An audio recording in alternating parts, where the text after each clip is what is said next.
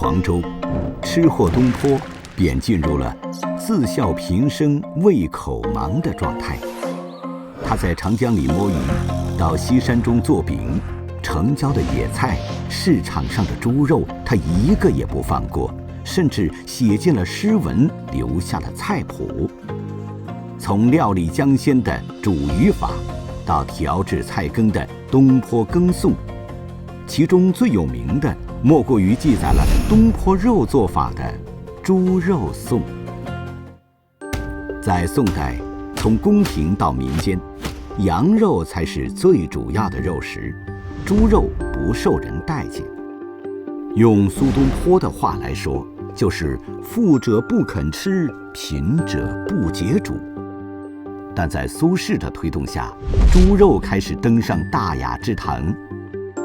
到了明代，东坡钟爱的猪肉终于成为了中国最为泛用的肉食。